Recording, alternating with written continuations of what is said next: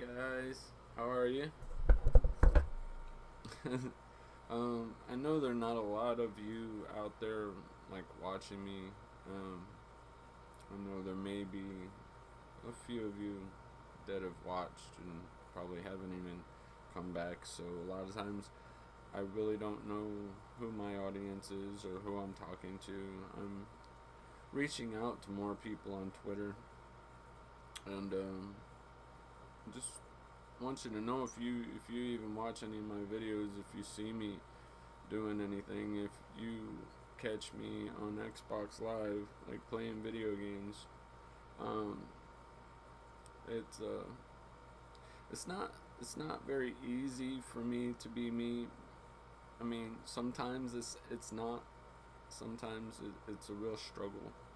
Um, I know that I have Jesus, and I love him very much, and he gets me through a lot. But I just want to be transparent with people. I want to try my hardest not to cry through this, and be transparent, and just allow myself out there. Make fun of me if you want to. I don't care.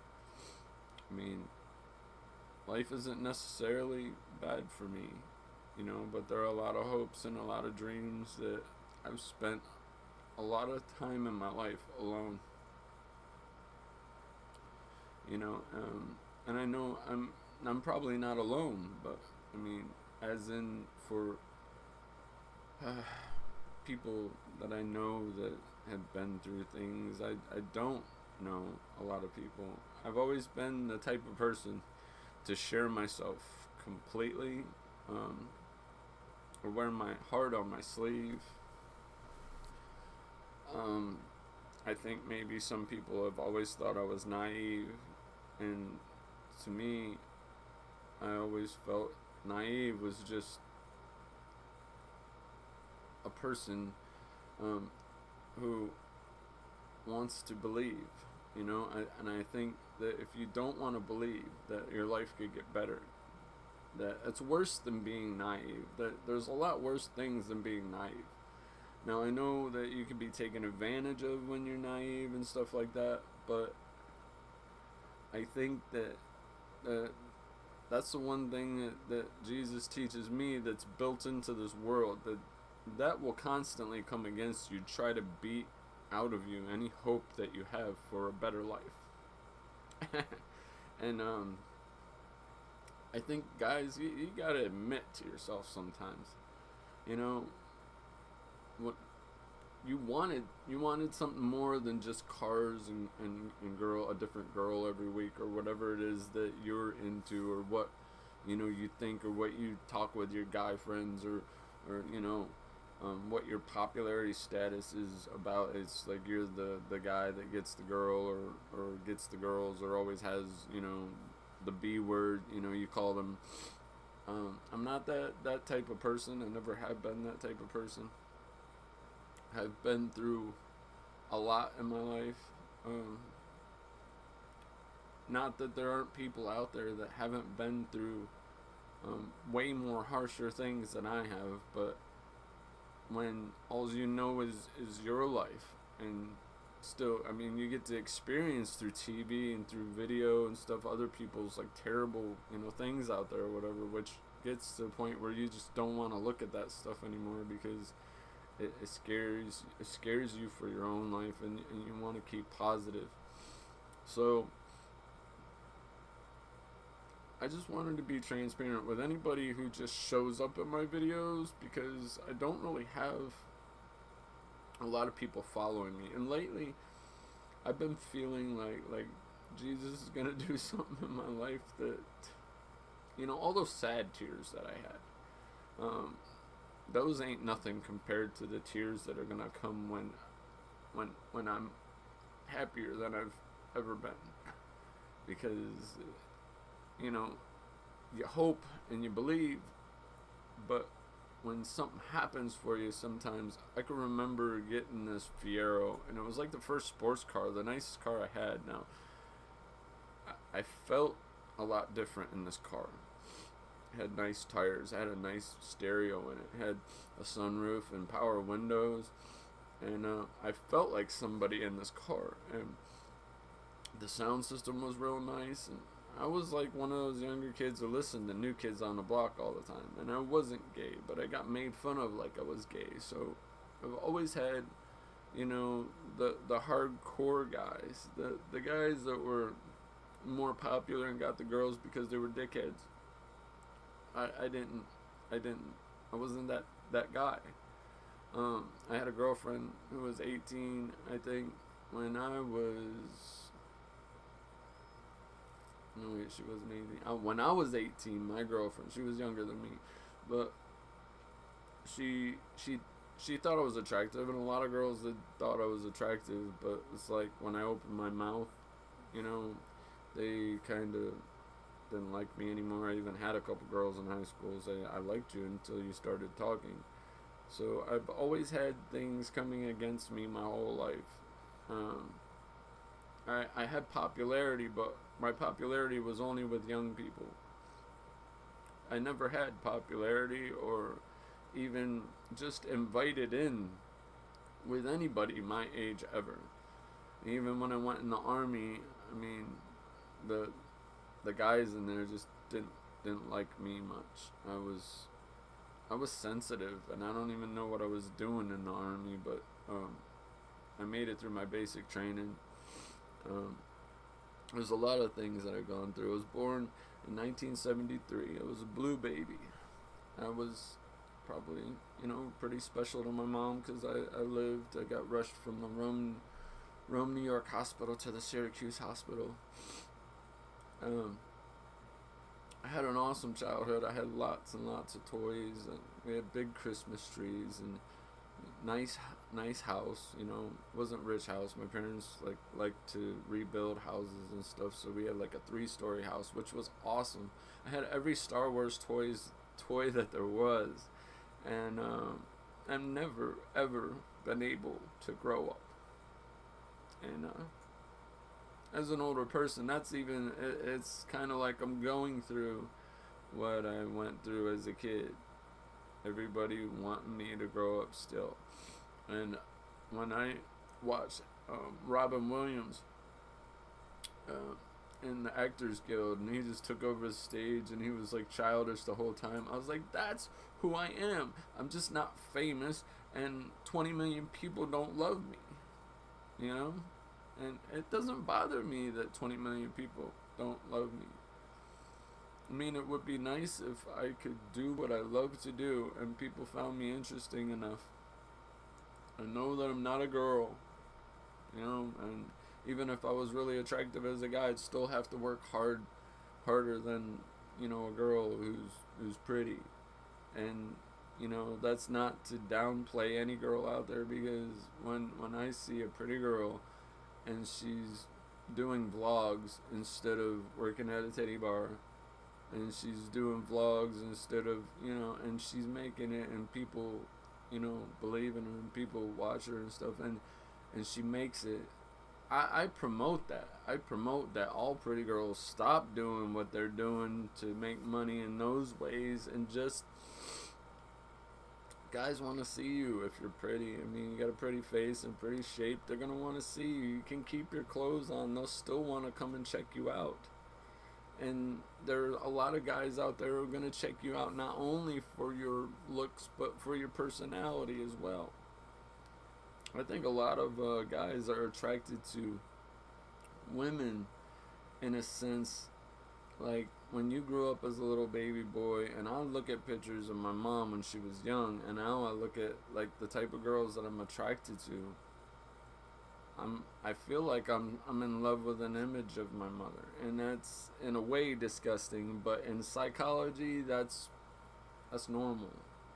And a lot of people like to deny something like that, but if you would really, and people are like, oh, it's the beauty that's inside a person that's it's not how they look on the outside. I think it is how they look on the outside. And I think the way that they look on the outside pertains a lot of times to what you grew up around. If all the females that helped raise you you know, where in your life you're attracted to that type. Like if your mom had a big butt, then you're probably attracted to a woman with a big butt. And not meaning that you were attracted to your mom, but just saying that women's shapes are similar or whatever. I don't want to go too deep in that, but I'm just saying. And I just want to make vlogs more and just speak to you guys and just say, look, I'm out here.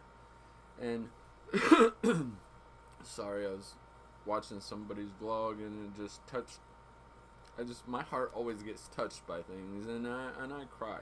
And I think a lot of times it's because, I've been single for 13, 14 years now, since my divorce, and I'm a young soul trapped in this body. It keeps getting older, and I just focus on, a lot of times I'll focus on people who are like Hollywood stars or whatever, and just be like, well, look at this guy, he's bald, or look at Mick Jagger. I mean, like, Mick Jagger's swag and his confidence and the way that he does what he does is what women are attracted to. It's not what he looks like. It's not his physical demeanor. It's how he dresses himself, how he carries himself, and the confidence that he has. So, I have that confidence. I know I have that confidence. My problem is just that I don't have a lot of people in my corner, and I've had those moments, those years where, and I've moved around a lot, so it was hard to keep friends. So I've gone through a lot of depression in my life. I was suicidal growing up. I mean, my parents got a divorce, and even before the divorce, it was insane, but I didn't really start thinking about things like that until later, when I think in between your teen years, you just like, why am I here? What is this all about? Mom hates dad, dad hates mom, now they're getting a divorce. I'm like, their blood intermingled together, they hate each other, I hate myself. I'm like, I don't belong here. But, I made it to today, and I see that other people have made it, and I see that other people have believed in themselves where nobody else would believe in them. I mean, I may be Christian now. I may not listen to Eminem anymore because of cussing. I may not listen to a lot of secular music because I just don't want to hear all the depression anymore. I just want to hear a song that doesn't talk about something that I feel anymore if it's a negative feeling. But when I look at Eminem, I mean, there's living proof right there. Somebody who had to believe in himself when his mother wasn't there for him, his father wasn't there for him, and probably a lot of people were against him. And, sometimes you have to get that pit bull mentality to pull yourself up out of what you're in, or you drown. And especially when no one's there to teach you the positivity and things like that or whatever. So, it's not like I know exactly what I'm talking about as it pertains to your life, but I know that there are things about my life that a lot of you probably relate to and probably understand. You may be a type of person that has all these things going on with you, but you never share it. So you're just sitting there and you're like, yeah, yeah.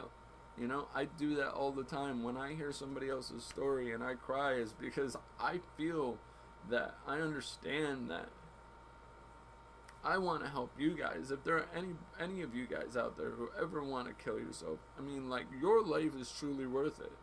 You just who you are. There's a purpose for you being here. And you're great, and you can be even greater, but you can't see that without being here. I just kind of wanted to give you guys a story, about Shane b.Spencer, the vlogger, the rapper, the gamer, whatever it is you see me being on my channel. I mean, derp. What's derp all about? I was lonely. I found a computer one day in 2010, and I was like, there's a world out there I never got to see. All the things that I never got to do or wanted to do and just couldn't get out of where I was at because of finance or because of, just circumstance or whatever. And I found a vlogger, Piddle Ass, and I've been making art about her ever since. And I just get her. And I understand a lot about her. And when she speaks about something, I feel it. You know? And I think that's what this tool is we have, that internet is all about. It's about putting yourself out there and noticing and realizing that your life is worth nothing unless it actually would help somebody else. If your life could actually be an antidote to somebody else's life, or actually, I mean, you might be like when Jesus was on the boat and he's like, oh, we couldn't catch any fish, and he asked them to go out further. Like, go out of your comfort zone. So, like, on the internet, I'm able to go out of my comfort zone every day and just be like, I'm Shane. I'm b.Spencer the rapper. I'm this guy who likes acting and doing skits. I'm this guy who I love Minecraft. I love the creativity in Minecraft. I love to just find somebody that means something to me and make art about them. Sometimes I get paranoid. People think I'm like a total creep or something like that or whatever, and I'm so harmless. I'm that guy at the party. I actually had this happen to me. I was at a party and my friends know me and everybody knows me. I wouldn't, take advantage of a fly. And so, like, this girl comes up to me and she's like, is your name Shane? Shane Spencer? She's getting ready to puke. She's like, my friends told me that you're the type of guy who wouldn't take advantage of somebody, and I really need somebody to talk to. And so I'm like, yeah, and I remembered it like that. It stuck in my head because it lets me know what kind of person I am. It lets me know what kind of person I've always been. And I'll always be that guy who's got the heart on his sleeve. I can remember a party that I went to when now I know this may not be cool to you guys or to you girls out there who understand life in a different way. Like, the cool guys take advantage of you, I guess. I don't know. The cool guy grabs you and kisses you instead of, waiting for a moment it seems okay to do it. Or, waits for the right moment instead of just taking you or whatever. I don't know what that's all about. I've never been that person. And all my friends were the ones who were flipping up skirts and, doing the crazy things. And I'd be like, I wouldn't do that. I'd be, in my mind, if I did that, I'd get smacked. And I didn't want the girl to hate me. But yeah, I just remember, and the one party I went to, I was so depressed, I was so upset, and I couldn't get a girlfriend, I couldn't get the love that I needed, I wasn't getting it at home, I wasn't getting it from dad, I wasn't getting it from, my family, there was something that I needed, and I was reaching out for it, I didn't know what it was. I can remember my friend Toby, he killed himself, and I just felt like I really needed a girl at that time, I just really needed someone to hold on to, and I didn't have anybody. I couldn't hold my dad, I couldn't hold my mom, I couldn't hold, and at that age, as a teenager, you'd rather hold on to, a girl that's not your mom, or, have a friend console you that's not your dad. And, I can just remember, me calling my dad and just being like, Dad, I got this girl. She was like, come on over, we'll talk about it, and we'll just chill. And I was like, this girl would never, ever give me the time of day. And here I go. I got the chance.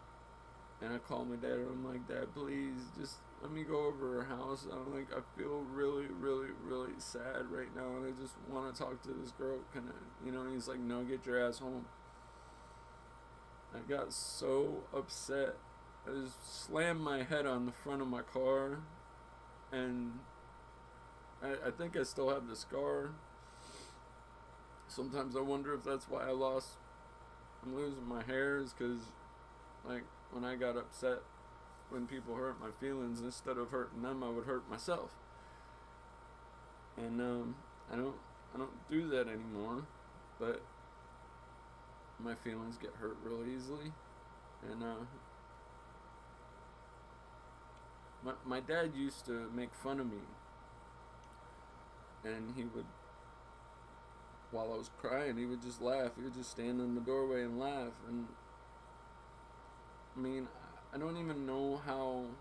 To me, I got a really strong heart because I loved him through all that. And I mean, like, the times when I wanted to kill myself was because I loved so deeply, and they hurt me so deeply. And for some reason, I was wondering, I'm like, would they feel better if I wasn't around? You know? And I know that's what people go through in suicidal issues. And I want to help people through that. Because your parents, you know, what I understand through the Bible, people don't mean what they do. They don't. Now, yeah, you have to protect yourself from people if they don't know better and stuff, of course. But people don't. Your father really, it's like, if I ever hated anybody, it was because they wouldn't be my friend, or they didn't give me the time of day, or I was, you know, just trying so hard to be a friend or something or whatever, you know. And now I try to mind my own business, but I mean, there's something in me that longs for a group of people who care about Shane, who are into what Shane is into. And that's why I started this vlog, so I could be open, so I could be transparent, so I could just put it out there that I'm not a crazy person, I'm not an insane person, I'm just a person with a big vacancy of love and care and consideration, and people to lift me up and say, you know, we like you, you're cool, there's nothing wrong with you, you know, you'll be alright, don't worry about it, take a deep breath. My dad always told me when I get worked up, if he ever said anything nice, he'd say, Shane, take a deep breath. And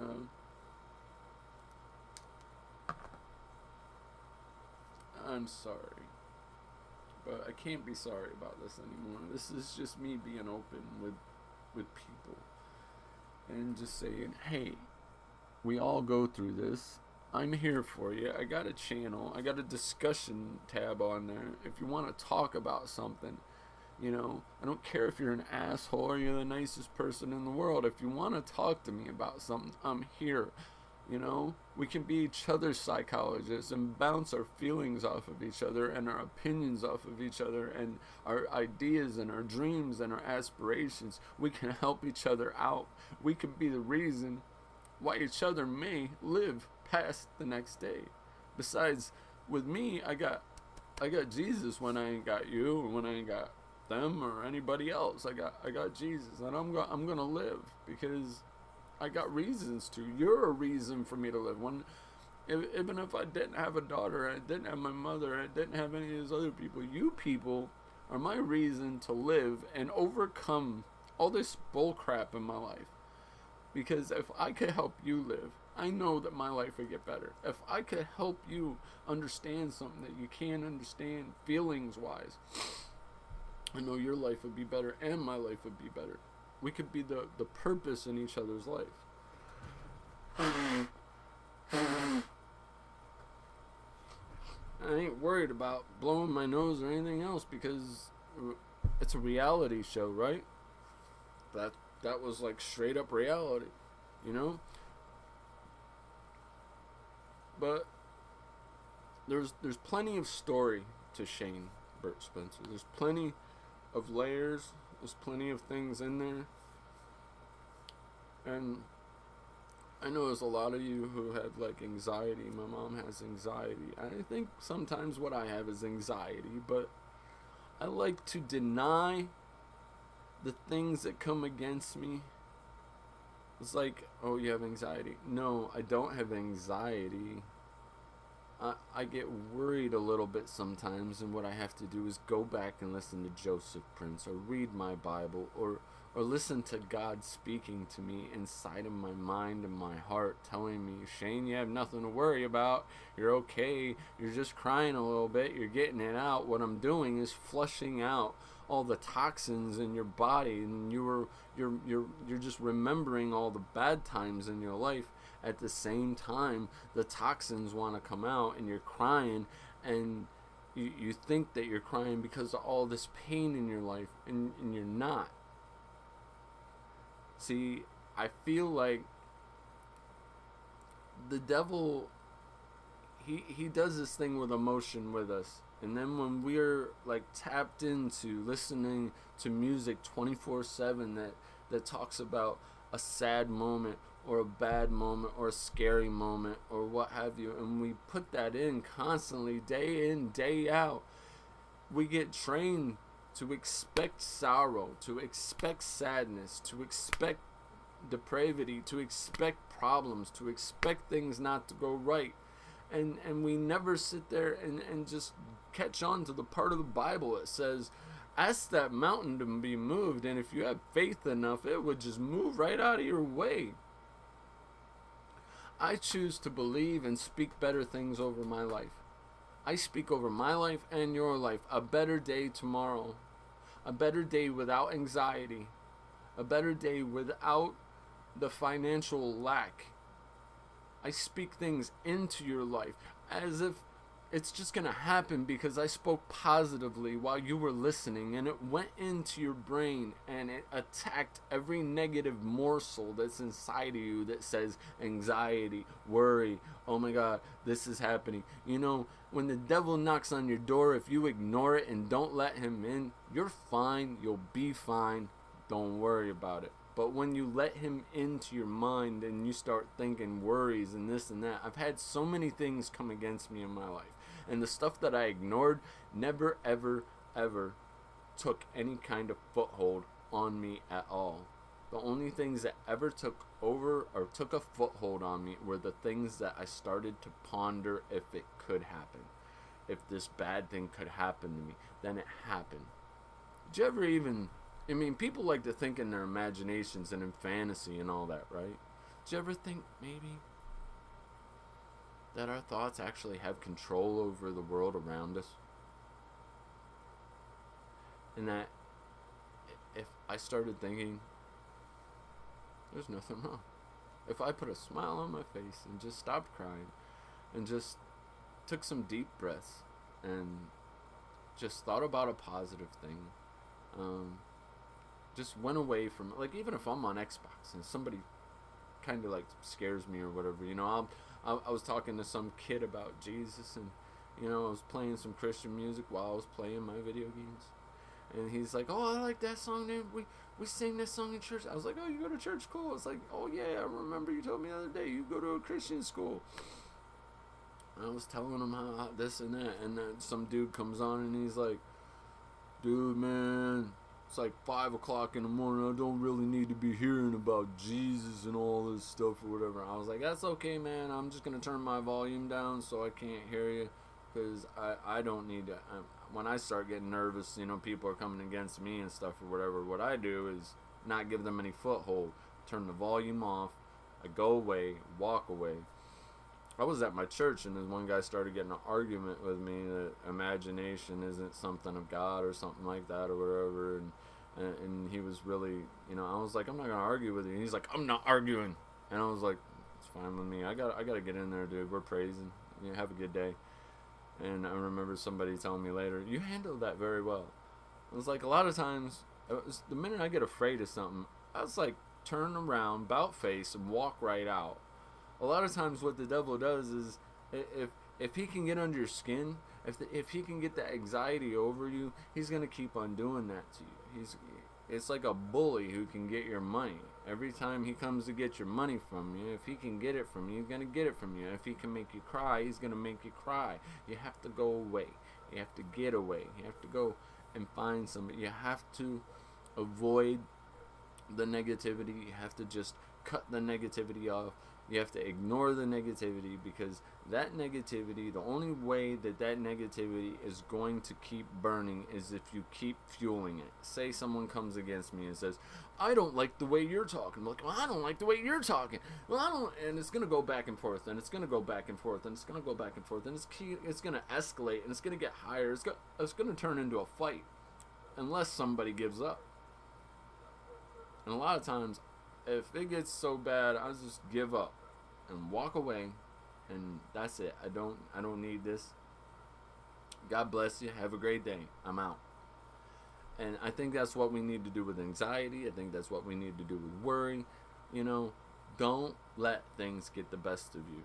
I know that anxiety has this thing. It makes your heart feel whatever, but think against it. When your heart starts beating like it's in your throat, when your gut starts turning like it's, I want you to think of a few things. Have you eaten? Do you need to go to the bathroom? Have you gotten any sleep? And then just think of these other things, I'm like, when you're in a fight with someone, I used to remember with my ex-wife, I was like, after a while I got it that she don't really understand anything I said until I say it, go away, and then let it roll around in her head for a while.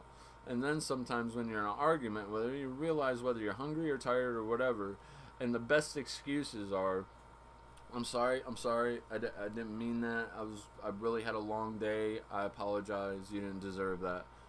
And all of a sudden, it's squashed. And I don't know. I think that's just a positive way of going about it. I'm not like the guru, but I think I do have some good ideas and good thoughts, and I pray a lot more. I don't smoke cigarettes as much as I used to. I don't smoke cigarettes. What do you mean as much as you used to? I don't smoke cigarettes. I've been off cigarettes for 4 years. I haven't had a drink, and cussing, I hardly do. I do on Xbox, and I don't mean to, and then I end up in a whole realm, and I gotta watch myself, and I'm practicing that a lot better. And my life's just been getting better. I'm not rich, I'm not famous, big deal. But I still have my life, and I still feel better about, what would your life be if you couldn't be happy before you had money, and then you had money, and then you just had your whole life, you were rich and miserable? So I really believe we need to learn to be happy when we hardly have what we need.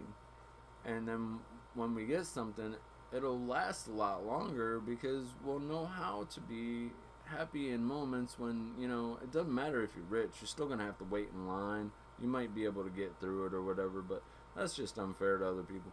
And, it's just so many things that it's just the way we think and our attitudes. And I know some of your attitudes out there, they're uncontrollable because of the way you've been taught and things you listen to and the things you think and the belief system that you have.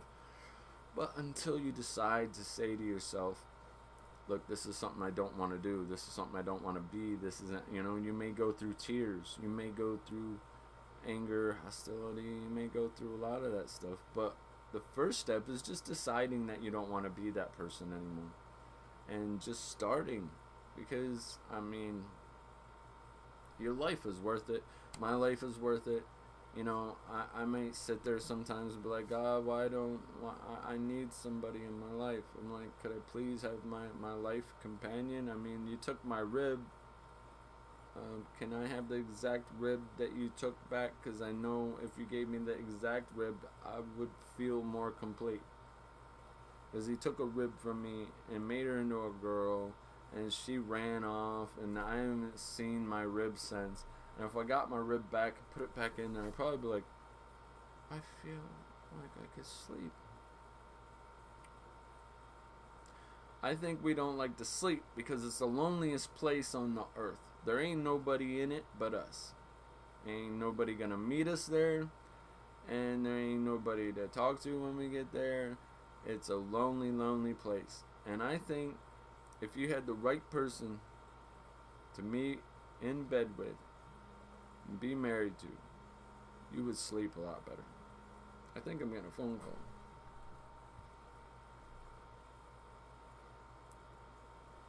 Hello? This is